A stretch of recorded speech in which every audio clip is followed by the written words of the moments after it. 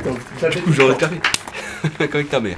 Alors, bonjour à toutes et à tous, bienvenue dans cette nouvelle vidéo S-Factory. Aujourd'hui, on va s'attaquer à un sujet d'utilité publique. On va répondre à toutes les questions que vous nous avez posées sur les tubeuses. De la tubeuse manuelle classique à la tubeuse électrique Powermatic 3+, en passant par les tubeuses de table. On répond à toutes vos questions et on va vous aider à maximiser l'utilisation de vos tubeuses. C'est parti. Restez bien sûr jusqu'à la fin de la vidéo. Comme à chaque fois, on va vous faire gagner un petit quelque chose. Aujourd'hui, un bon d'achat de 50 € à la clé.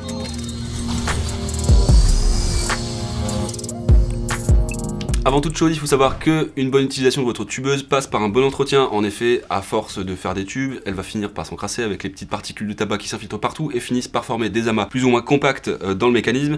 Donc il est très important, pour continuer à tuber en toute sérénité, de maintenir en bon état de fonctionnement votre tubeuse. Je vais vous expliquer comment tout de suite. Putain, ce fauteuil péteur, t'as fait quoi? T'as changé quelque chose? Tu m'as fait un prank. Je prends mon collègue et transforme son fauteuil en fauteuil péteur. On a bien ri.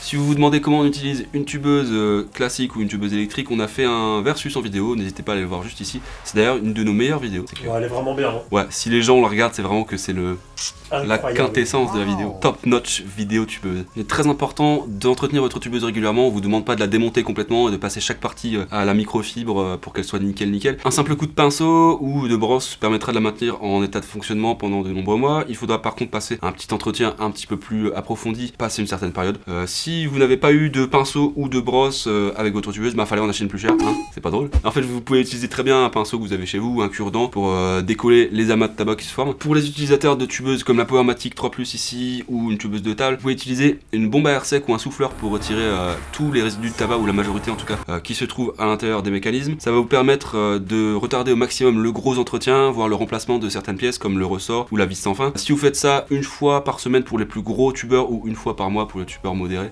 ça devrait suffire à retarder les gros entretiens. Avant toute chose, on va vous rappeler vite fait comment faire un tube avec. Ici une machine classique, hop, Jazz, que vous pourrez trouver bien sûr sur le site. S-Factory. Bien sûr, représente. Donc on prend une petite pincette de tabac, on met dans l'emplacement prévu à cet effet, hop, on tasse un petit peu, on retire l'excédent, on tasse de rechef un petit peu plus fort, on ferme le clapet pour faire une petite carotte, on met le tube dans l'embouchure, on pince ici la partie et on coulisse en une seule fois, et le tube est fait. Maintenant qu'on a sali la tubeuse, on va montrer comment l'entretenir. Donc tout simplement, on actionne le mécanisme plusieurs fois pour retirer, hop, vous voyez ici il n'y a quasiment plus rien. Après de nombreuses utilisations, il se peut que cette partie-ci et également ici au niveau de la jointure entre les deux parties s'encrasse et forme un amas. Bah ici très simple, hein, vous prenez un pic ou un cure-dent, ce que vous avez chez vous, hop, vous grattez ici, vous grattez autour ici également et le tour est joué, vous pouvez utiliser votre tubeuse une nouvelle fois. Il faut savoir qu'une fois cet embout ici encrassé ou vraiment très détérioré, vous avez un embout de remplacement qui est fourni avec la tubeuse, donc ça c'est plutôt pratique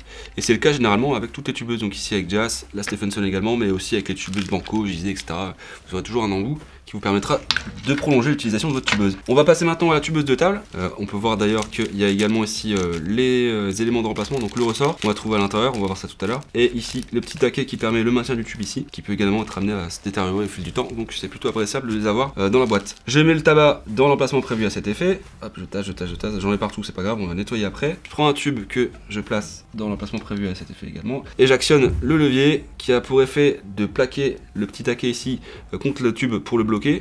Et ensuite la tige à l'intérieur qui va pousser le tabac dans la cigarette et le tour est joué. Alors ici on passe à l'entretien maintenant qu'on l'a un petit peu sali. Hop, donc on actionne plusieurs fois le mécanisme pour faire sortir le tabac au maximum. Et très pratique avec cette tubeuse là, il y a le petit compartiment en silicone ici. Un compartiment qui vous permet de récupérer le tabac d'une part et d'avoir accès au mécanisme d'autre part. Donc vous pouvez voir comment ça se passe à l'intérieur ici. Là elle est neuve donc elle est assez propre, hein. Mais si vous êtes amené à l'utiliser plusieurs dizaines de fois, on va commencer à mettre des petits coups de pinceau par-ci par-là pour l'entretenir. Là on voit qu'elle est vraiment nickel, donc il n'y a pas besoin. On va passer maintenant au test de la Powermatic 3+, donc celle-ci qui a déjà été utilisée, donc elle devrait être plus intéressante à nettoyer et il y a plus de problèmes qu'on nous a reporté avec cette machine, surtout problème de tassage, problème de trémie qui se coince, problème de cuillère bloquée. On va vous expliquer ça tout de suite. Savais-tu que Hopper ça veut dire trémie, c'est-à-dire que Dennis Hopper ça veut dire Denis Trémie. Et ouais, the more you know.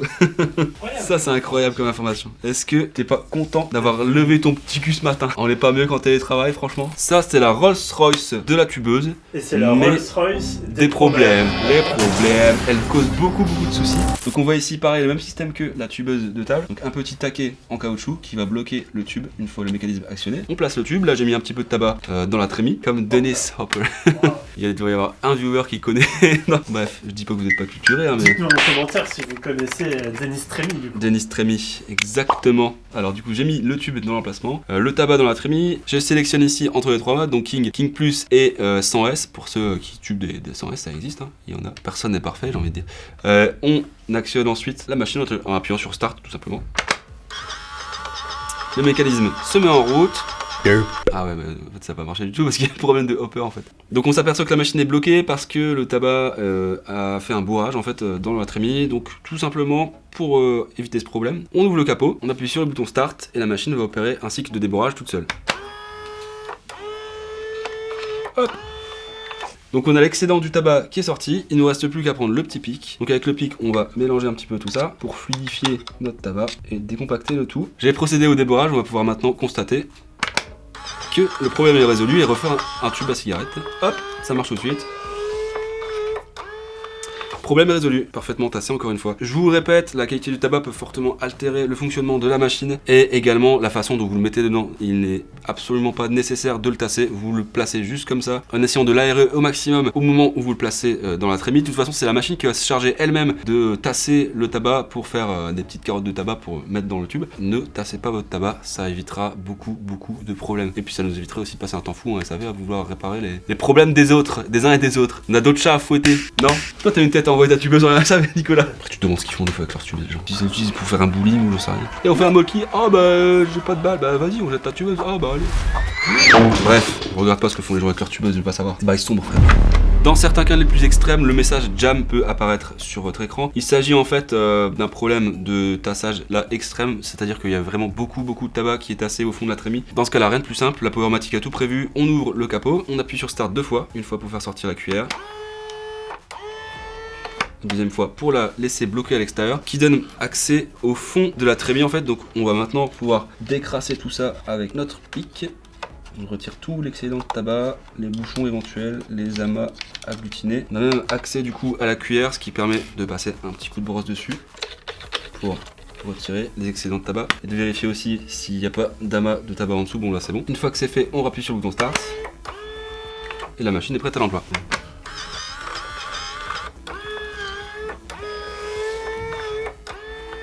Hop, et c'est reparti comme en 40. On va maintenant passer à la tubeuse à cigarette électrique la plus commune. C'est un modèle que beaucoup de personnes possèdent. Il y en a des modèles Zor, Stephenson, des marques diverses et variées. C'est toujours le même principe, c'est une vis sans fin qui entraîne le tabac dans le conduit et qui permet le tubage. Au fur et à mesure des utilisations, la tubeuse s'encrasse comme toutes les autres tubeuses. Et il se peut aussi que la vis sans fin soit moins efficace parce qu'elle se déforme ou qu'elle est trop encrassée. Pour la changer, rien de plus simple. Vous prenez un tournevis, vous dévissez ici les deux vis sur le côté, ce qui permet de libérer le conduit. Et ici, on a la vis sans fin qu'on retire tout simplement.